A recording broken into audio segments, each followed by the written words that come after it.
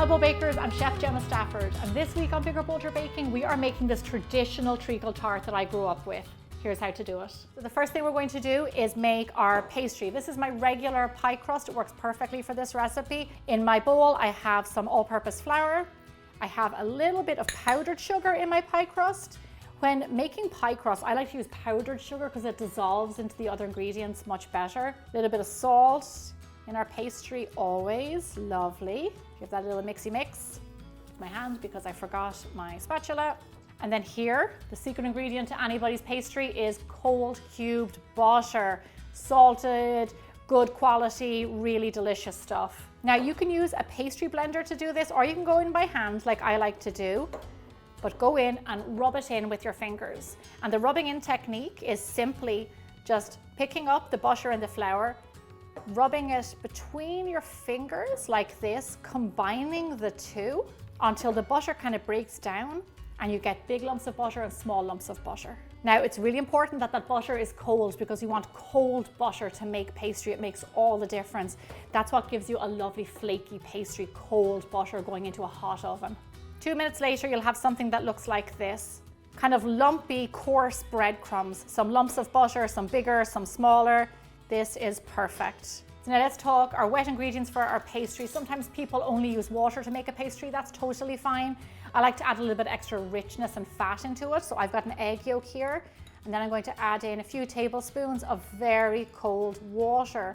One of the keys to pastry making is cold ingredients, cold butter, cold flour, cold water, everything cold.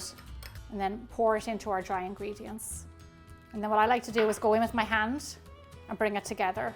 There is a chance that you will need a little bit more water. If that is the case, just make sure you don't add it in too early. It is perfectly fine for a pastry to be on the drier side because it will get wetter as it sits in the fridge. There we go, this is perfect. Once it all comes together in a ball, I'm just gonna give it a little quick knead to get it nice and smooth. So with any pastry crust that you're making, preferably one of my pastry crusts, you want to whip it up, wrap it up, pop it in the fridge, at least 20 minutes. I like to say half an hour minimum. During this time, the gluten will relax. It'll be easy to roll. Also, if it's on the drier side, it will get a little bit wetter, so factor that in. So I'm just going to pop this into the fridge for now. Okay, so I just popped on my oven and my pastry is nice and chilled. Just so you know, you can make this pastry up to 24 hours in advance. Also make pastry, freeze it, especially around this time of year, fall, the holiday season. I always have pastry, pie crust in my freezer. Freezes perfectly. Here we go. Now here's what I want to do. Roll it out into a nice big circle. Probably going for around 11 inches because I have a 9-inch pie pan. I get asked a lot for more traditional recipes that I grew up with in Ireland. And I wanted to share this one with you because it's not so well known, but it is so delicious and so simple. There we go. This looks great. There you go. I'm going to bring in my pie pan. Let me show you a little trick to how you can move pastry easily. Fold it in half, fold it like this, bring in your pie pan, unfold it. Don't worry if there's a few creases, we can sort those out. And then unfold it again. Now just gently push your pastry into your pie pan. If it's not absolutely perfect or you don't think it's perfect, you can cover up any little holes. I could use a little bit more pastry over here. I'm going to just trim it up a little bit, like so. We're going to take our 2 fingers, we're going to bring in this one here and do it like that. This is a very simple crimp. Oh, look at that. It starts to look like a sunflower. And we're going to dock the bottom, and this just helps your pastry get nice and crisp. Docking means to pierce it with a fork. Now we are going to blind bake our crust. Here I have a round of parchment paper. I use this all the time. We're going to lay this in our pie crust. Now what we have to do is weigh down our pie crust. Now there's things out there called baking beads, which you do not need. Please do not buy baking beads. What you can use instead, without having to spend much more money, is you can use sugar, you can use lentils, you can use beans, you can use, if you have a fava bean packet in your cupboard and you don't like fava beans anymore, use those. I like to use sugar because I always have it. and it fills it right up to the top. I'm going to glaze the edges of our pie crust. You want to get a lovely shiny crust. Okay, my oven just pinged. It's nice and hot. Let's get this in there to start baking. So while your pie crust is blind baking, we're going to start by making the filling. So I have a heavy bottom saucepan over like a medium-low heat. And into this, I'm going to add in my golden syrup. Into the golden syrup, we're going to add in some lemon zest, which gives your tart lovely sharpness and flavor. And then a little bit of lemon juice. Give those a little mix. And just for 2 minutes, let this mixture get nice and warm. Okay, so our mixture is quite liquidy. It smells very fragrant. So I'm going to remove it from the stovetop and bring it over to the counter.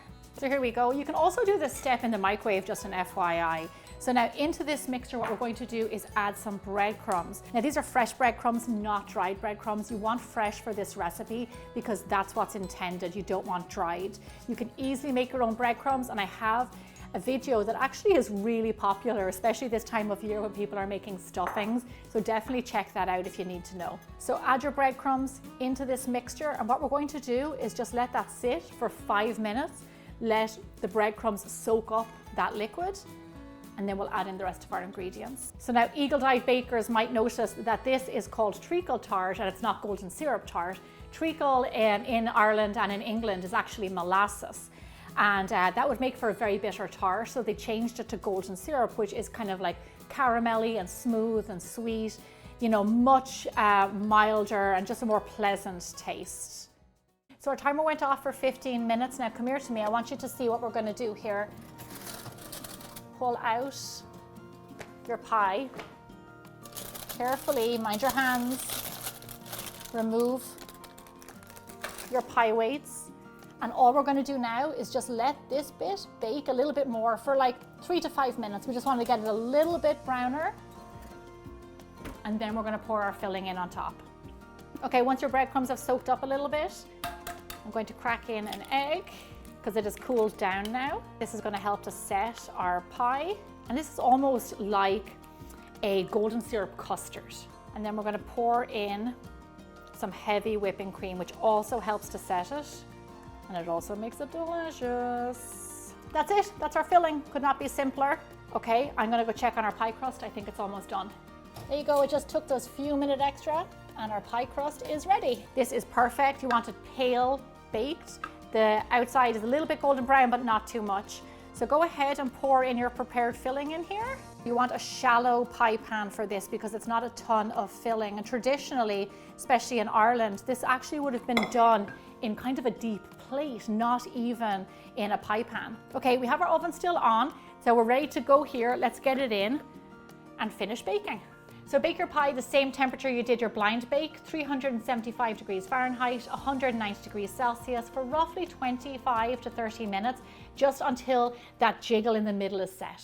There's our timer and our pie is done. Look at that, it looks lovely, lovely golden brown and the center is set. This is a sweet pie, there's no doubt about it. So I like to balance that with a little bit of freshly whipped cream. The filling is sweet, it has a little tone of caramel, lovely fresh flavor from the lemon zest. It's simple, it's delicate, it's elegant, sophisticated, a lovely buttery flaky crust on the bottom. This is my type of comfort food, food that I grew up with, food that is simple, but it just makes you feel good on the inside and out. I absolutely adore this dessert. Reminds me of home. If you'd like to see more traditional Irish desserts, then stick around. I've got tons for you to watch. Thanks so much for being here, and I'll see you back here again really soon.